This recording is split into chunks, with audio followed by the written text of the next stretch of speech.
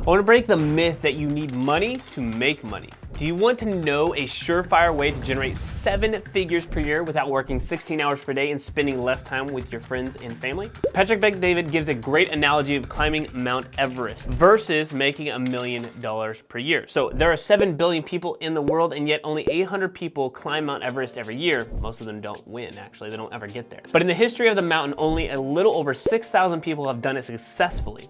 Of the 6,000, there's several of those people who have actually done it twice. From 2016 to 2020, there was an average of 1,700 millionaires every single day in the United States. So my point here is it's actually easier to become a millionaire than it is for you to climb Mount Everest. What an interesting fact from this we can cut or not cut is that it takes on average 40 days to climb to the top and bottom of Mount Everest. There are 5 key areas that you must have in place to hit 7 figures in your store. Grab something to take notes with, let's go. All right, so number 5 is to find a niche market to serve. To make money in this world, you have to add value. Yes, you can make a couple $1,000s per year or month or even $100,000 per year by not adding much value to many people. But to hit 7 figures, you have to become number one, absolute number one in an industry. It's better, or much better, to know exactly who you are serving and how to serve them than to try to go after the masses. I promise you, you can expand that reach later. But for now, let's get into the micro niche. So 3 categories to consider in your micro niche. Do you know that category well, and are you a part of it? Is there an actual market here? Is there actual people who need what you're selling? And number 3, how many people are here can you add an enormous amount of value to that you could actually become number one in that industry? All right, so a good example of number one in an industry is actually Kleenex.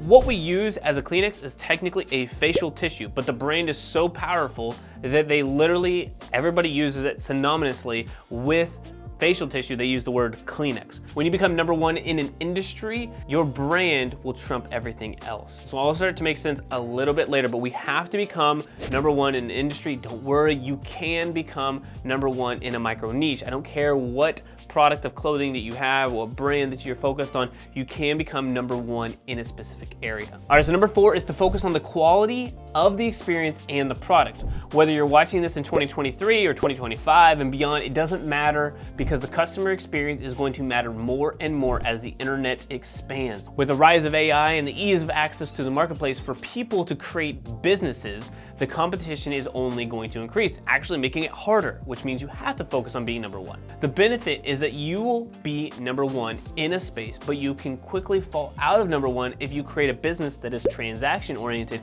versus relationship oriented and brand oriented. Remember, brand trumps everything here.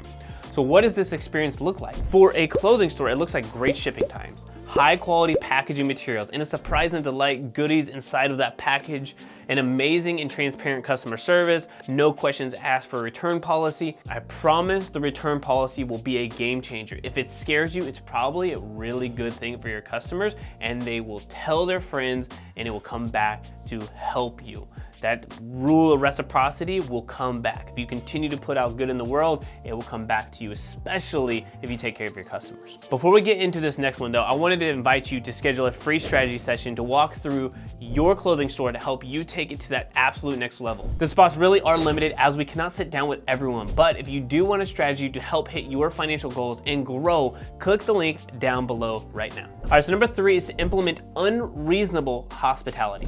First, go read the book Unreasonable Hospitality, because that will be a game changer in and of itself. We alluded to part of this step in a previous one, but I want to hone in on it because this is likely the area you will overlook, but don't realize that this is what will take you to the absolute next level and surpass all of your competition. Find ways to go above and beyond in your particular niche, i.e. if you're a Christian clothing store, or clothing brand rather, drop scripture in each one of the orders. Donate a Bible for every order to an unreached country. You could even donate a percentage to a local church or a charity. Find areas that are bigger than your business to be part of. Tell your story and then invite people into your story and share with them your mission to reach people and share your message. That message will continue to be expanded because of your story behind that. You may not be able to meet your customers in person, but you can write a personalized note and drop in every order to let them know that you care.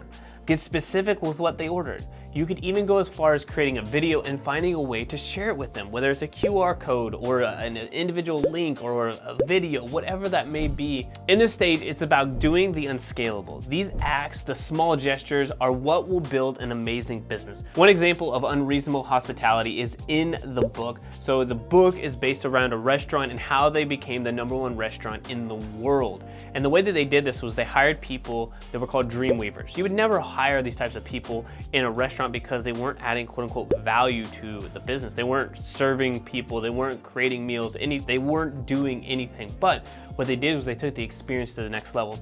One example they had was that they had people who got married in the dining room in a previous year. They came back for an anniversary. They knew that they were coming back for that anniversary. So what they did is they gave them a space where their wedding was held, closed the doors, gave them a private experience, dimmed the lights, played their wedding song, dimmed the lights a little bit more, and then just let them be in the room by themselves and just soaking in each other's presence for their anniversary. They go above and beyond of what you would normally get in an experience for just a restaurant. How can you use stories like that, or how can you use people in your business to go above and beyond for your customers? Treat everyone like a VIP. All right, so number 2 is to become a media company first. Create content like crazy. I cannot stress this enough. You have to start thinking like a media company, a company that creates content for a living that happens to sell clothes. Spend your time planning out content, engaging with your audience, and focusing on how to add value. It's great to mimic your competitors. I actually suggest that in the beginning, but do not lose sight of the fact that you need to add value to your audience. That value could be in showing people how to style an outfit. It could be what to wear and why. The best question to ask yourself is, before every piece of content you're going to create, who is the hero of my video? If your hero isn't the audience, find a way that it actually is them. Find a way that they are the actual hero in your video. I want you to create 2 to 3 pieces of content per day, distributing them across 2 to 3 different platforms. You don't need to start here, but you should work up to that. Remember, your competitors can take up your market share easily if you skip out on these steps. But it will be very hard for them to catch you if you have followed these steps to help you stand out in the marketplace. Being a media company allows you to appear everywhere, which builds trust and confidence. It also allows you to be an authority, and that will generate sales that you need to compound and grow. Number 1 is by far the most important part about business, and it's why I wanted to share this with you. Number 1 is being persistent and never giving up. I saved this one for last for many reasons, but mostly as a reminder for you to never give up. Business is a long game. It's the speed of a sprint for a marathon, but if you can play long enough, you will almost certainly win. Remember, when the times get tough, that is when it is easy to quit, and most do, honestly. 97% of people just quit. So when you keep at it, you'll pass others. You've got this. If you're ready to start adding gasoline to the fire, make sure you go watch this video on Facebook ads right here next. All right, y'all have a great rest of your day. I'll see you next time, and PS, make sure that you hit that subscribe button.